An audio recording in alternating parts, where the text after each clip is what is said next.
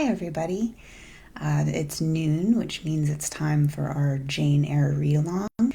If you missed us yesterday, we read chapter 1, where we learned a little bit about Jane and who she lives with. So right now we know she lives with Mrs. Reed, and Mrs. Reed's 3 children, Eliza, John, and Georgiana, and there's 2 servants. The 2 servants are Miss Abbott and Bessie. And when we left off on chapter 1, hi Iris.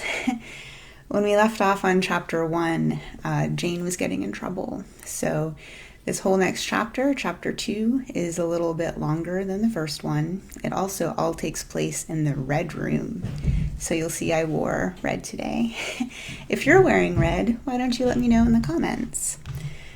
And just to reiterate, I am reading on my Libby app, so if you need a copy of Jane Eyre, you can get it through Libby or Overdrive, or there's a number of free sites where you can access the text of Jane Eyre, and we posted about that on Facebook last night and on Instagram this morning. So if you need more information, or if you have questions about that, you can always leave comments here. So here we go, chapter 2, and thanks so much for joining me today. I resisted all the way, a new thing for me, and a circumstance which greatly strengthened the bad opinion Bessie and Miss Abbott were disposed to entertain of me. The fact is, I was a trifle beside myself, or rather out of myself, as the French would say. I was conscious that a moment's mutiny had already rendered me liable to strange penalties, and, like any other rebel slave, I felt resolved, in my desperation, to go to all lengths. "Hold her arms, Miss Abbott. She's like a mad cat." For shame, cried the lady's maid. "What a shocking conduct, Miss Eyre, to strike a young gentleman, your benefactress's son, your young master." "Master? How is he my master? Am I a servant?" "No, you are less than a servant, for you do nothing for your keep. There, sit down, and think over your wickedness." They had got me by this time into the apartment indicated by Mrs. Reed, and had thrust me upon a stool. My impulse was to rise from it like a spring. Their 2 pair of hands arrested me instantly. "If you don't sit still, you must be tied down," said Bessie. "Miss Abbott, lend me your garters. Mine she would break directly." Miss Abbott turned to divest a stout leg of the necessary ligature. This preparation for bonds, and the additional ignominy it inferred, took a little of the excitement out of me. "Don't take them off," I cried. "I will not stir." In guarantee whereof, I attached myself to the seat by my hands. "Mind you don't," said Bessie, and when she had ascertained that I was really subsiding, she loosened her hold of me. Then she and Miss Abbott stood with folded arms, looking darkly and doubtfully on my face, as incredulous of my sanity. "She never did so before," at last said Bessie, turning to Abigail. "But it was always in her," was the reply. "I've told Mrs. often my opinion about the child, and Mrs. agreed with me. She's an underhand little thing. I never saw a girl of her age with so much cover." Bessie answered not. "Hi, Linnea." Bessie answered not, but erelong, addressing me, she said, "You ought to be aware, miss, that you are under obligations to Mrs. Reed. She keeps you. If she were to turn you off, you would have to go to the poorhouse." I had nothing to say to these words. They were not new to me. My very first recollections of existence included hints of the same kind. This reproach of my dependence had become a vague sing-song in my ear, very painful and crushing, but only half intelligible. Miss Abbott joined in. "And you ought not to think yourself on an equality with the Mrs. Reed and Master Reed, because Mrs. kindly allows you to be brought up with them. They will have a great deal of money, and you will have none. It is your place to be humble, and to try to make yourself agreeable to them." "What we tell you is for your good," added Bessie, in no harsh voice. "You should try to be useful and pleasant. Then perhaps—" Thanks for the thumbs up. "Then perhaps you would have a home here. But if you become passionate and rude, Missus will send you away, I am sure." "Besides," said Miss Abbott, "God will punish her. He might strike her dead in the midst of her tantrums, and then where would she go? Come, Bessie, we will leave her. I wouldn't have her heart for anything. Say your prayers, Miss Eyre, when you are by yourself, for if you don't repent, something bad might be permitted to come down the chimney and fetch you away." They went, shutting the door and locking it behind them. The Red Room was a spare chamber, very seldom slept in. I might say never, indeed, unless when a chance influx of visitors at Gateshead Hall rendered it necessary to turn to account all the accommodation it contained. Yet it was one of the largest and stateliest chambers in the mansion. A bed supported on massive pillars of mahogany, hung with curtains of deep red damask, stood out like a tabernacle in the center. The two large windows, with their blinds always drawn down, were half shrouded in festoons and falls of similar drapery. The carpet was red. The table at the foot of the bed was covered with a crimson cloth. The walls were a soft fawn color with a blush of pink in it. The wardrobe, the toilet table, the chairs were darkly polished old mahogany. Out of these deep surrounding shades rose high and glared white the piled-up mattresses and pillows of the bed, spread with a snowy Marseille counterpane. Scarcely less prominent was an ample cushioned easy chair. Thank you for the emojis. Easy chair near the head of the bed, also white, with a footstool before it, and looking, as I thought, like a pale throne. This room was chill because it seldom had a fire. It was silent because remote from the nursery and kitchens. Solemn because it was known to be so seldom entered. The housemaid alone came here on Saturdays to wipe from the mirrors the furniture a week's quiet dust. And Mrs. Reed herself, at far intervals, visited it to review the contents of a certain secret drawer in the wardrobe, where there are stored diverse parchments, her jewel casket, and a miniature of her deceased husband. And in those last words lies the secret of the Red Room, the spell which kept it so lonely in spite of its grandeur. Mr. Reed had been dead 9 years. In this chamber he breathed his last. Here he lay in state. Hence his coffin was borne by the undertaker's men, and since that day a sense of dreary consecration had guarded it from frequent intrusion. My seat, to which Bessie and the bitter Miss Abbott had left me riveted, was a low ottoman near the marble chimney-piece. The bed rose before me. To my right hand there was the high dark wardrobe, with subdued, broken reflections varying the gloss of its panels. To my left were the muffled windows. A great looking-glass between them repeated the vacant majesty of the bed and room. I was not quite sure whether they had locked the door, and when I dared move, I got up and went to see. Alas, yes, no jail was ever more secure. Returning, I had to cross before the looking-glass. My fascinated glance involuntarily explored the depth it revealed. All looked colder and darker in that visionary hollow than in reality, and the strange little figure there gazing at me, with a white face and arms specking the gloom, and glittering eyes of fear moving where all else was still, had the effect of a real spirit. I thought it like one of the tiny phantoms, half imp, half fairy. Bessie's evening stories represent appearing before the eyes of belated travelers. I returned to my stool. Superstition was with me at that moment, but it was not yet her hour for complete victory. My blood was still warm. The mood of the revolted slave was still bracing me with its bitter vigor. I had to stem a rapid rush of retrospective thought before I quailed to the dismal present.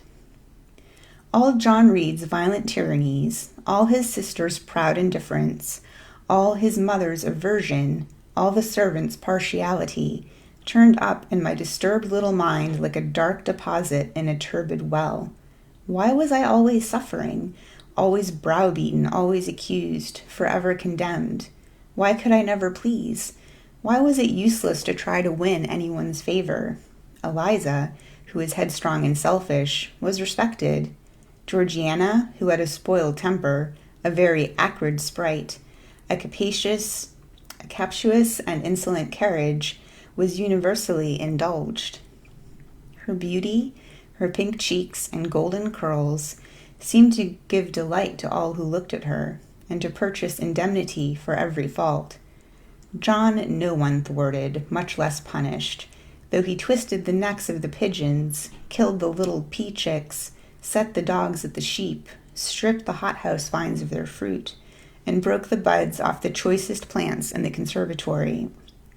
He called his mother old girl, too, sometimes reviled her for her dark skin, similar to his own, bluntly disregarded her wishes, not infrequently tore and spoiled her silk attire, and he was still her own darling. I dared commit no fault.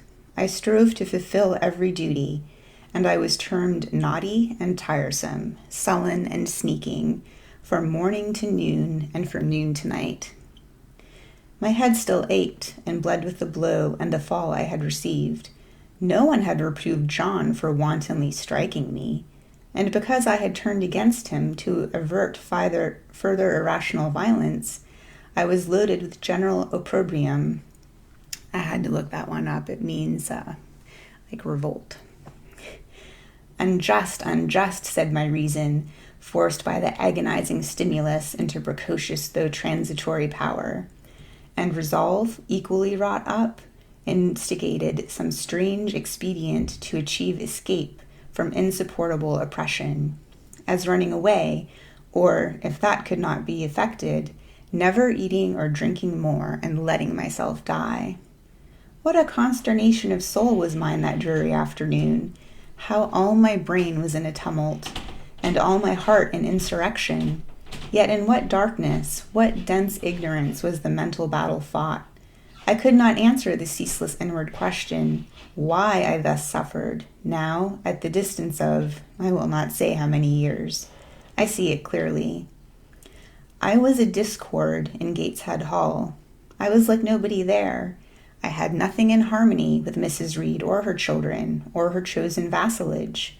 If they did not love me, in fact, as little did I love them. They were not bound to regard with affection a thing that could not sympathize with one amongst them, a heterogeneous thing, opposed to them in temperament, in capacity, in propensities, a useless thing, incapable of serving their interest or adding to their pleasure, a noxious thing, cherishing the germs of indignation at their treatment, of contempt at their judgment.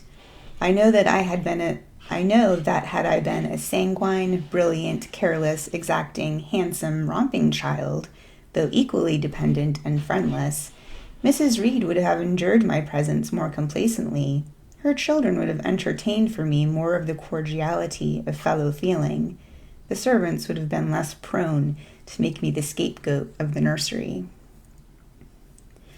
Daylight began to forsake the red room. It was past 4 o'clock, and the beclouded afternoon was trending to drear twilight. I heard the rain still beating continuously on the staircase window, and the wind howling in the grove behind the hall. I grew by degrees cold.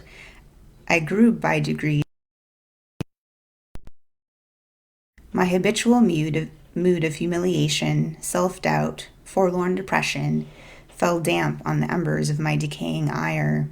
All said I was wicked, and perhaps I might be so. What thought had I just been conceiving of starving myself to death? That certainly was a crime.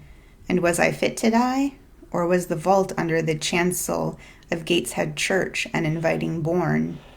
In such vault I had been told Mr. Reed lie buried. And led by this thought to recall his idea, I dwelt on it with gathering dread. I could not remember him, but I knew that he was my own uncle, my mother's brother, that he had taken me when a parentless infant to his house, and that in his last moments he had required a promise of Mrs. Reed that she would rear and maintain me as one of her own children. Mrs. Reed probably considered she had kept this promise, and so she had, I dare say, as well as her nature would permit her. But how could she really like an interloper, not of her race, and unconnected with her after her husband's death by any tie? It must have been most irksome to find herself bound by a hard-wrung pledge to stand in the stead of a parent to a strange child she could not love, and to see an uncongenial alien permanently intruded on her own family group. A singular notion dawned upon me. I doubted it not, never doubted, that if Mr. Reed had been alive, he would have treated me kindly. And now, as I sat looking at the white bed and overshadowed walls, occasionally also turning a fascinated eye towards the dimly gleaming mirror, I began to recall what I had heard of dead men, troubled in their graves by the violation of their last wishes, revisiting the earth to punish the perjured and avenge the oppressed. And I thought Mr. Reed's spirit, harassed by the wrongs of his sister's child, might quit his abode, whether in the church vault or in the unknown world of the departed, and rise before me in this chamber. I wiped my tears and hushed my sobs, fearful lest any sign of violent grief might waken a preternatural voice to comfort me, or elicit from the gloom some haloed face, bending over me with strange pity. The idea, consolatory in theory, I felt would be terrible if realized. With all my might, I endeavored to stifle it. I endeavored to be firm. Shaking my hair from my eyes, I lifted my head and tried to look boldly round the dark room. At this moment, a light gleamed on the wall. Was it, I asked myself, a ray from the moon penetrating some aperture in the blind? No, moonlight was still, and this stirred. While I gazed, it glided up to the ceiling and quivered over my head. I can now conjecture readily that this streak of light was, in all likelihood, a gleam from a lantern carried by someone across the lawn. But then, prepared as my mind was for horror, shaken as my nerves were by agitation, I thought the swift darting beam was a herald of some coming vision from another world. My heart beat thick, my head grew hot, a sound filled my ears, which I deemed the rushing of wings. Something seemed near me. I was oppressed, suffocated. Endurance broke down. I uttered a wild, involuntary cry. I rushed to the door and shook the lock in desperate effort. Steps came running along the outer passage. The key turned. Bessie and Abbott entered. "Miss Eyre, are you ill?" said Bessie. "What a dreadful noise! It went quite through me," exclaimed Abbott. "Take me out. Let me go into the nursery," was my cry. "What for? Are you hurt? Have you seen something?" again demanded Bessie. "Oh, I saw a light, and I thought a ghost would come." I had now got hold of Bessie's hand, and she did not snatch it from me. "She has screamed out on purpose," declared Abbott in some disgust. "And what a scream! If she had been in great pain, one would have excused it, but she only wanted to bring us all here. I know her naughty tricks." "What is all this?" demanded another voice peremptorily, and Mrs. Reed came along the corridor, her cap flying wide, her gown rustling stormily. "Abbott and Bessie, I believe I gave orders that Jane Eyre should be left in the red room until I came for her myself." "Miss Jane screamed so loud, ma'am," pleaded Bessie. "Let her go," was the only answer. "Loose Bessie's hand, child. You cannot succeed in getting out by these means, be assured. I abhor artifice, particularly in children. It is my duty to show you that tricks will not answer. You will now stay here an hour longer, and it is only on condition of perfect submission and stillness that I shall liberate you then." "Oh, aunt, have pity, forgive me. I cannot endure it. Let me be punished some other way. I shall be killed if—" "Silence. This violence is all most repulsive." And so, no doubt, she felt it. I was a precocious actress in her eyes. She sincerely looked on me as a compound of virulent passions, mean spirit, and dangerous duplicity. Bessie and Abbott having retreated, Mrs. Reed, impatient of my now frantic anguish and wild sobs, abruptly thrust me back and locked me in, without further parley. I heard her sweeping away, and soon after she was gone. I suppose I had a species of fit. Unconsciousness closed the scene. So that's chapter 2. This is a tough chapter for Jane, obviously, and it has a little bit of a supernatural element, which I mentioned is sort of in the Gothic novel realm. There's a lot of little scenes like that and some more supernatural things coming ahead in the book. I hope you enjoyed chapter 2, and maybe I'll see you tomorrow at noon as we go into chapter 3. I hope you're staying well, and I'll see you next time.